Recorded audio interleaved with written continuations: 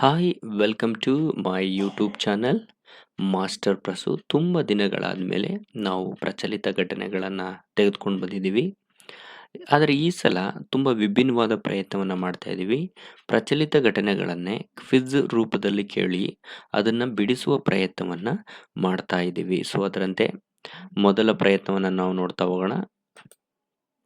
ನೋಡಿ, ಮೊದಲ ಪ್ರಶ್ನೆ ಏನಪ್ಪ ಅಂದರೆ ಪ್ರಚಲಿತ ಘಟನೆಗಳಲ್ಲಿ ಇತ್ತೀಚೆಗೆ ನಿಧನರಾದ ಖ್ಯಾತ ಬಹುಭಾಷಾ ಗಾಯಕಿ ಯಾರು ಅಂತ.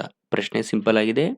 ಇತ್ತೀಚೆಗೆ ನಿಧನರಾದ ಖ್ಯಾತ ಬಹುಭಾಷಾ ಗಾಯಕಿ ಯಾರು ಅಂತ ಇದೆ. 4 ಆಪ್ಷನ್ಸ್ ಕೂಡ ಇದೆ. ಲತಾ ಮಂಗೇಶ್ವರ್, ಆಶಾ ಭೋಸ್ಲೆ, ಸುಮನ್ ಕಲ್ಯಾಣ್ಪುರ್ ಮತ್ತು ಎಸ್ ಜಾನಕಿ ಅಂತ ಇದೆ. ಇದ್ರ ಬಗ್ಗೆ ಇನ್ಫಾರ್ಮೇಶನ್ ಅನ್ನ ನೋಡ್ತಾ ಹೋಗೋಣ. ಸೊ 4 ಆಪ್ಷನ್ಸ್ ಕೂಡ ಇದೆ. ಸೊ ಪ್ರಶ್ನೆ ಕೂಡ ಇಲ್ಲೇ ಇದೆ. ನೀವು ವಿಡಿಯೋನ ನೋಡ್ತೇನೆ ಉತ್ತರವನ್ನ ಏನ್ ಮಾಡ್ಬೋದು, ಗೆಸ್ ಮಾಡ್ತಾ ಹೋಗ್ಬೋದು. ಆದರೆ ಇದ್ರ ಬಗ್ಗೆ ನೋಡ್ತಾ ಹೋಗೋಣ ಯಾವುದು ಸರಿಯಾದ ಉತ್ತರ ಅಂತ. ಸರಿಯಾದ ಉತ್ತರ ಯಾವುದಪ್ಪ ಅಂದ್ರೆ ಆಪ್ಷನ್ ಸಿ, ಸುಮನ್ ಕಲ್ಯಾಣ್ಪುರ್. ಇತ್ತೀಚೆಗೆ ನಿಧನರಾದ ಬಹುಭಾಷಾ ಗಾಯಕಿಯವರು. ಇದ್ರ ಬಗ್ಗೆ ಏನ್ ಇನ್ಫಾರ್ಮೇಶನ್ ಇದೆ ನೋಡ್ತಾ ಹೋಗೋಣ. ಇತ್ತೀಚೆಗೆ ಬಂದಂತ ಸುದ್ದಿ ಇದು. ನೋಡಿ, ಗಾಯಕಿ ಸುಮನ್ ಕಲ್ಯಾಣ್ಪುರ್ ಅವರು ನಿಧನರಾದರು. ಬಹುಭಾಷಾ ಗಾಯಕಿಯಾಗಿದ್ರು. ಇವರು ತಮ್ಮ 89ನೇ ವರ್ಷದಲ್ಲಿ ನಿಧನರಾಗಿರ್ತಾರೆ. ಬಾಂಬೆಯಲ್ಲಿ ಇವರು ನಿಧನರಾಗಿರ್ತಾರೆ. ಆದರೆ ಇಲ್ಲಿ ನೆನ್ಪಿಡ್ಬೇಕಾಗಿರೋ ಬಹಳ ಇಂಪಾರ್ಟೆಂಟ್ ವಿಷಯ ಏನಪ್ಪಾ ಅಂದ್ರೆ ಇವರ ಮೂಲ ಕರ್ನಾಟಕದವರು. ಇವರು ಕರ್ನಾಟಕದ ಉಡುಪಿ ಜಿಲ್ಲೆಯ ಕುಂದಾಪುರ ತಾಲೂಕಿನ ಹೆಮ್ಮಾಡಿ ಅನ್ನೋ ಗ್ರಾಮದವರಾಗಿರ್ತಾರೆ. ಆದರೆ ಇವ್ರ ತಂದೆ ಅಂದ್ರೆ ಬ್ಯಾಂಕ್ನ ಉದ್ಯೋಗಿ ಆಗಿದ್ದರ ಕಾರಣಕ್ಕಾಗಿ ಇವರೇನಾಗಿರ್ತಾರೆ, ಸ್ವಾತಂತ್ರ್ಯದ ಪೂರ್ವದಲ್ಲೇ ಮುಂಬೈಗೆ ಏನಾಗಿರ್ತಾರೆ, ವಲಸೆ ಹೋಗಿರ್ತಾರೆ. ಹಾಗೆ ಇವರು ಮುಂಬೈಯಲ್ಲೇ ವಾಸವಾಗಿದ್ರು. ಯಾರು? ಸುಮನ್ ಕಲ್ಯಾಣ್ಪುರ್. ಇತ್ತೀಚೆಗೆ ನಿಧನರಾದ ಬಹುಭಾಷಾ ಗಾಯಕಿಯಾಗಿದ್ರು. ಇವರು ಯಾವ್ಯಾವ ಭಾಷೆಯಲ್ಲಿ ಹಾಡುಗಳನ್ನು ಹಾಡಿದ್ರಪ್ಪ ಅಂದ್ರೆ ಹಿಂದಿ, ಮರಾಠಿ, ಇದಲ್ಲದೆ ಬಂಗಾಲಿ ಮತ್ತೆ ಕನ್ನಡ, ಅಸ್ಸಾಮಿ ಭಾಷೆಗಳಲ್ಲೂ ಕೂಡ ಅದ್ಭುತವಾದ ಗಾಯನವನ್ನ ಮಾಡ್ತಾ ಇದ್ರು. ಇತ್ತೀಚೆಗೆ ಇವರು ನಿಧನರಾಗಿದ್ದಾರೆ. ಈ ಪ್ರಶ್ನೆಗಳನ್ನ ಕೂಡ ಕೇಳ್ಬೋದು, ತುಂಬಾ ಇಂಪಾರ್ಟೆಂಟ್ ಆಗ್ತಾ ಹೋಗುತ್ತೆ. ನೆಕ್ಸ್ಟ್ ಬಹಳ ಇಂಪಾರ್ಟೆಂಟ್ ಕ್ವಶನ್ ಹಾಕಿದೀವಿ ನೋಡಿ. ಬೀದಿ ಬದಿ ವ್ಯಾಪಾರಗಳಿಗೆ ನೆರವಾಗುವ PM ಸ್ವನಿಧಿ ಯೋಜನೆಯನ್ನು ಯಾವ ದಿನಾಂಕದವರೆಗೆ ವಿಸ್ತರಿಸಲು ಕೇಂದ್ರ ಸಚಿವ ಸಂಪುಟ ಅನುಮೋದನೆಯನ್ನ ನೀಡಿದೆ? 4 ಆಪ್ಷನ್ ಅನ್ನ ನೀಡಿದೆ. ಸಿಂಪಲ್ ಆಗಿದೆ. ಅಂದ್ರೆ ಬೀದಿ ಬದಿ ವ್ಯಾಪಾರಿಗಳಿಗಾಗಿ PM ಸ್ವನಿಧಿ ಅನ್ನೋ ಒಂದು ದೊಡ್ಡ ಯೋಜನೆ ಇದೆ. ಆ ಯೋಜನೆಯನ್ನ ಎಲ್ಲಿಯವರೆಗೆ ಎಕ್ಸ್ಟೆಂಡ್ ಮಾಡಲಿಕ್ಕೆ ಸೆಂಟ್ರಲ್ ಗವರ್ನಮೆಂಟ್ ಏನ್ ಮಾಡಿದೆ, ಅನುಮೋದನೆಯನ್ನ ನೀಡಿದೆ ಅಂತ. ಸೊ ಆಪ್ಷನ್ ಎ ಮಾರ್ಚ್ 31, 2025 ಅಥವಾ ಮಾರ್ಚ್ 31, 2030 ಅಥವಾ ಜೂನ್ 1, 2028 ಅಥವಾ ಡಿಸೆಂಬರ್ 31, 2030 ಅಂತ ಆಪ್ಷನ್ಸ್ ಇದೆ. ನೋಡ್ತಾ ಹೋಗೋಣ ಇದ್ರದ್ದು ಸರಿಯಾದ ಉತ್ತರ ಯಾವುದು ಅಂತ. ನೋಡಿ, ಸರಿಯಾದ ಉತ್ತರ ಆಪ್ಷನ್ ಬಿ, ಮಾರ್ಚ್ 31, 2030. ಇಲ್ಲಿ ಇನ್ಫಾರ್ಮೇಶನ್ ಇದೆ, ನೋಡ್ತಾ ಹೋಗಿ.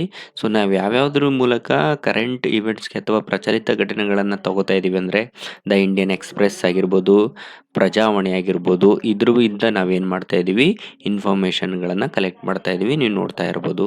ಅದರಲ್ಲಿ ಸೆಲೆಕ್ಟ್ ಮಾಡಿರುವಂತ ಒಂದು ಪ್ರಶ್ನೆ PM ಸ್ವನಿಧಿ ಅನ್ನುವಂಥದ್ದು. ನೋಡ್ತಾ ಹೋಗೋಣ. ಕೇಂದ್ರ ಸರ್ಕಾರದ ಯೋಜನೆ ಮತ್ತು ಕಾರ್ಯಕ್ರಮಗಳು ಇತ್ತೀಚಿನ ಸುದ್ದಿಯಲ್ಲಿವೆ. ಅದರಲ್ಲಿ ಬೀದಿ ಬದಿ ವ್ಯಾಪಾರಿಗಳಿಗೆ ಯಾವುದೇ ಭದ್ರತೆ ಇಲ್ಲದೆ, ತುಂಬಾ ಇಂಪಾರ್ಟೆಂಟ್, ಯಾವುದೇ ಭದ್ರತೆ ಇಲ್ಲದೆ ಕೈಗೆಟುಕುವ ದರದಲ್ಲಿ ಸಾಲ ನೀಡುವುದು ಮತ್ತು ಸಾಮಾಜಿಕ ಭದ್ರತೆಯನ್ನು ಒದಗಿಸ್ಲಿಕ್ಕೋಸ್ಕರನೇ ಈ PM ಸ್ವನಿಧಿ ಯೋಜನೆಯನ್ನ ಯಶಸ್ವಿಯಾಗಿ ಏನ್ ಮಾಡಿದ್ರು, ಇಂಪ್ಲಿಮೆಂಟ್ ಮಾಡಿದ್ರು. ಅದಕ್ಕೀಗ 6 ವರ್ಷಗಳು ಕಂಪ್ಲೀಟ್ ಆಗಿದೆ. ಎಷ್ಟು ವರ್ಷ? 6 ವರ್ಷಗಳು ಕಂಪ್ಲೀಟ್ ಆಗಿದೆ. ಈ ಯೋಜನೆಯನ್ನ ಮಾರ್ಚ್ 31, 2030 ಏನ್ ಮಾಡಿದೆ, ಎಕ್ಸ್ಟೆಂಡ್ ಅನ್ನ ಮಾಡಲಾಗಿದೆ. ನಮ್ಮ ಪ್ರಶ್ನೆಗೆ ಉತ್ತರ ಸಿಕ್ತು. ಈ ಯೋಜನೆಯನ್ನ ಮಾರ್ಚ್ 31, 2030 ಏನ್ ಮಾಡಿದೆ, ವಿಸ್ತರಣೆಯನ್ನ ಮಾಡಲಿಕ್ಕೆ ಕೇಂದ್ರ ಸಚಿವ ಸಂಪುಟ ಏನ್ ಮಾಡಿದೆ, ಅನುಮೋದನೆಯನ್ನ ನೀಡಲಾಗಿದೆ. ಇದ್ರ ಬಗ್ಗೆ ಇನ್ನೊಂದು ಸ್ವಲ್ಪ ಇನ್ಫಾರ್ಮೇಶನ್ ನೋಡ್ತಾ ಹೋಗೋಣ. ನೋಡಿ, ಇದನ್ನ ಯಾರು ಜಾರಿಗೆ ತಂದಿದ್ರು ಅಂದ್ರೆ ಇದನ್ನ ವಸತಿ ಮತ್ತು ನಗರ ವ್ಯವಹಾರಗಳ ಸಚಿವಾಲಯ ಜೂನ್ 1, 2021 ಏನ್ ಮಾಡಿದೆ, ಇದನ್ನ ಜಾರಿಗೆ ತಂದಿತ್ತು. ಇದ್ರ ಉದ್ದೇಶ ಬಹಳ ಸಿಂಪಲ್ ಆಗಿದೆ. ಕೋವಿಡ್-19 ಲಾಕ್ಡೌನ್ ಸಂದರ್ಭದಲ್ಲಿ ಪ್ರತಿಕೂಲ ಪರಿಣಾಮವನ್ನು ಬೀರಿದ ತಮ್ಮ ಜೀವನವನ್ನು ನಡೆಸಲಿಕ್ಕೆ ಪುನರಾರಂಭಿಸಿದಂತಹ ಬೀದಿ ವ್ಯಾಪಾರಿಗಳಿಗೆ ಅಂದರೆ ತಮ್ಮ ಜೀವನವನ್ನು ಮತ್ತೆ ಸ್ಟಾರ್ಟ್ ಮಾಡಿದಂಥ ಬೀದಿ ವ್ಯಾಪಾರಿಗಳಿಗೆ ಕೈಗೆಟುಕುವ ಮತ್ತು ದುಡಿಯುವ ಬಂಡವಾಳವನ್ನ ಸಾಲ ರೂಪದಲ್ಲಿ ಏನ್ ಮಾಡೋದು? ಒದಗಿಸುವಂಥದ್ದು ತುಂಬಾ ಇಂಪಾರ್ಟೆಂಟು.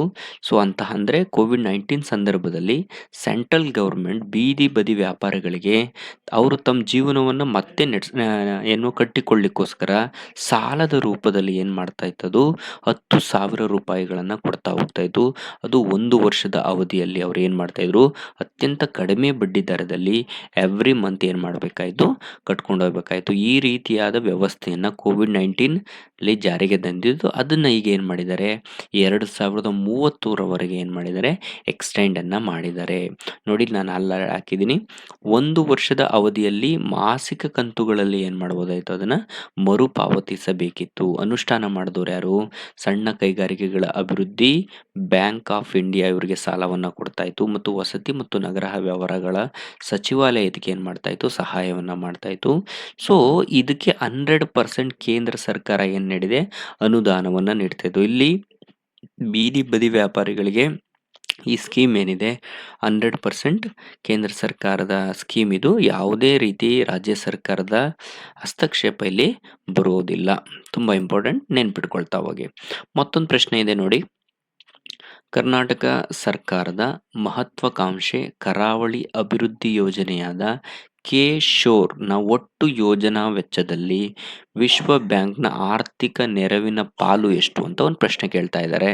ಅಂದರೆ ನಮ್ಮ ಕರ್ನಾಟಕದ ಒಂದು ತುಂಬ ಇಂಪಾರ್ಟೆಂಟ್ ಆಗಿರೋ ಒಂದು ಯೋಜನೆಯನ್ನು ಹಾಕೊಂಡಿದ್ದಾರೆ. ಆ ಯೋಜನೆ ಏನಪ್ಪ ಅಂದರೆ ಕೆ-ಶೋರ್ ಅಂತ. ಇದು ಯಾವುದಕ್ಕೆ ಸಂಬಂಧಪಟ್ಟಿದ್ದು? ಕರಾವಳಿಯನ್ನು ಅಭಿವೃದ್ಧಿಯನ್ನು ಮಾಡಲಿಕ್ಕೋಸ್ಕರ ಕೆ-ಶೋರ್ ಅನ್ನೋ ಯೋಜನೆಯನ್ನು ಹಾಕೊಂಡಿದೆ. ಇದಕ್ಕೆ ವಿಶ್ವ ಬ್ಯಾಂಕ್ ಕೂಡ ಏನು ಮಾಡ್ತಾ ಇದೆ? ಇನ್ವೆಸ್ಟನ್ನು ಮಾಡ್ತಾ ಇದೆ. ಅದರ ಇನ್ವೆಸ್ಟ್ನ ಪ್ರಮಾಣ ಎಷ್ಟು ಅಂತ ಒಂದು ಪ್ರಶ್ನೆ ಇದೆ. ಆಪ್ಷನ್ ಎ 30%, 252 ಕೋಟಿ. ಆಪ್ಷನ್ ಬಿ 50%, 425 ಕೋಟಿ. ಆಪ್ಷನ್ ಸಿ 70% ಅಂದರೆ 588 ಕೋಟಿ. ಆಪ್ಷನ್ ಡಿ 100 ಅಂದರೆ 850 ಕೋಟಿ. ಟೋಟಲ್ ವೆಚ್ಚ 850 ಕೋಟಿ ಅಂತ ನಮ್ಗೆ ಇದ್ರಲ್ಲಿ ಗೊತ್ತಾಗ್ತಾ ಇದೆ. ಇದರಲ್ಲಿ ವಿಶ್ವ ಬ್ಯಾಂಕ್ ಎಷ್ಟು ನೆರವನ್ನು ನೀಡ್ತಾ ಇದೆ ಅಂತ ನೋಡ್ತಾ ಹೋಗೋಣ. ನೋಡಿ, ಸರಿಯಾದ ಉತ್ತರ ಯಾವುದಪ್ಪ ಅಂದರೆ ಆಪ್ಷನ್ ಸಿ 70%. 588 ಕೋಟಿಯಷ್ಟು ಏನು ಮಾಡ್ತಾ ಇದೆ? ವಿಶ್ವ ಬ್ಯಾಂಕ್ ನಮ್ಮ ಕರ್ನಾಟಕದ ಕರಾವಳಿಯ ಅಭಿವೃದ್ಧಿಗೋಸ್ಕರ ಏನು ಮಾಡ್ತಾ ಇದೆ? ಹಣವನ್ನು ನೀಡ್ತಾ ಇದೆ. ನೋಡಿ, ಇಲ್ಲಿ ಆಲ್ರೆಡಿ ಹಾಕಿದ್ದೀವಿ ನಾವು. ಕರ್ನಾಟಕದ ಕಾರವಾರಕ್ಕೆ ವಿಶ್ವ ಬ್ಯಾಂಕ್ ಏನು ಮಾಡಿದೆ? ನಾವೊಂದು ಒಂದು ಭೇಟಿಯನ್ನು ಕೊಟ್ಟಿದೆ. ಕಾರಣ ಏನಪ್ಪ ಅಂದರೆ ವಿಶ್ವ ಬ್ಯಾಂಕ್ನ ತಂಡ ಕಾರವಾರಕ್ಕೆ ಯಾಕೆ ಭೇಟಿಯನ್ನು ನೀಡಿದೆ ಅಂದರೆ ಕರಾವಳಿಗೆ ಸಂಬಂಧಪಟ್ಟಂಥ ಕೆ-ಶೋರ್ ಯೋಜನೆಗೆ ಅದಕ್ಕೆ ಸಂಬಂಧಪಟ್ಟದ ಪರಿಶೀಲನೆಗಾಗಿ ಒಂದು ತಂಡ ಬಂದಿತ್ತು. ಹಾಗಾಗಿ ಈ ಪ್ರಶ್ನೆ ಇಂಪಾರ್ಟೆಂಟ್ ಆಗ್ತಾ ಹೋಗುತ್ತೆ. ಇನ್ನೊಂದು ಸ್ವಲ್ಪ ಇನ್ಫಾರ್ಮೇಶನ್ ನೋಡೋಣ. ಕರ್ನಾಟಕ ಸರ್ಕಾರವು ಕರಾವಳಿ ಮಾಲಿನ್ಯ ನಿಯಂತ್ರಣ ಮತ್ತು ಪ್ರವಾಸೋದ್ಯಮ ಅಭಿವೃದ್ಧಿಗಾಗಿ ಹಮ್ಮಿಕೊಂಡಿರುವಂಥ ಅತ್ಯಂತ ಮಹತ್ವಾಕಾಂಕ್ಷೆಯ ಯಾವುದದು? ಕೆ-ಶೋರ್. ತುಂಬ ನೆನ್ಪಿಟ್ಕೊಳ್ಳಿ ಇದನ್ನ, ಅಥವಾ ಬರ್ಕೊಳ್ತಾ ಹೋಗಿ ಇದನ್ನ. ಕೆ-ಶೋರ್ ಕಾರ್ಯಕ್ರಮಕ್ಕೆ ಇತ್ತೀಚೆಗೆ ಯಾರು ಬಂದಿದ್ರು ಅಂದರೆ ವಿಶ್ವ ಬ್ಯಾಂಕ್ನ ಅಥವಾ ವರ್ಲ್ಡ್ ಬ್ಯಾಂಕ್ನ ಒಂದು ತಂಡ ಕರಾವಳಿಯ ಭೇಟಿಯ ನಂತರ ಈ ಯೋಜನೆ ಅತ್ಯಂತ ತೀವ್ರ ವೇಗವನ್ನು ಪಡ್ಕೊಳ್ತಾ ಹೋಗ್ತಾ ಇದೆ. ಇದರ ಉದ್ದೇಶ ಬಹಳ ಇಂಪಾರ್ಟೆಂಟು. ಸಮುದ್ರದ ಮಾಲಿನ್ಯವನ್ನು ಏನು ಮಾಡೋದು? ನಿಯಂತ್ರಣವನ್ನು ಮಾಡುವಂಥದ್ದು. ಪರಿಸರ ಪ್ರವಾಸೋದ್ಯಮವನ್ನು ಏನು ಮಾಡುವಂಥದ್ದು? ಅಭಿವೃದ್ಧಿಯನ್ನು ಮಾಡುವಂಥದ್ದು. ಸಮುದ್ರ ಜೀವಿಗಳ ಸಂರಕ್ಷಣೆ ಮಾಡೋದು ಮತ್ತು ಜೀವನೋಪಾಯಕ್ಕೆ ಏನು ಮಾಡೋದು? ದಾರಿಯನ್ನು ಮಾಡಿಕೊಳ್ಳೋದು. ಈ ಉದ್ದೇಶಗಳನ್ನು ಇಟ್ಟುಕೊಂಡು ಏನು ಮಾಡ್ತಾ ಇದ್ದಾರೆ? ವರ್ಲ್ಡ್ ಬ್ಯಾಂಕ್ ಕರ್ನಾಟಕದ ಸರ್ಕಾರದ ಜೊತೆ ಏನು ಮಾಡಿಕೊಂಡು ಯೋಜನೆಯನ್ನು ರೂಪರೇಷೆ ಮಾಡ್ತಾ ಇದೆ. ಇದಕ್ಕೆ ಅದು ತನ್ನ 70% ಪಾಲನ್ನು ಕೂಡ ಏನು ಮಾಡ್ತಾ ಇದೆ? ಕೊಡ್ತಾ ಇದೆ. ಇದನ್ನು ಇಂಪ್ಲಿಮೆಂಟ್ ಮಾಡಲಿಕ್ಕೋಸ್ಕರ ವಿಶ್ವ ಬ್ಯಾಂಕ್ನ ಒಂದು ತಂಡ ಏನು ಮಾಡಿದೆ? ಕಾರವಾರದ ಬೀಚ್ಗೆ ಅಥವಾ ಕರಾವಳಿಗೆ ಏನು ಮಾಡಿದೆ?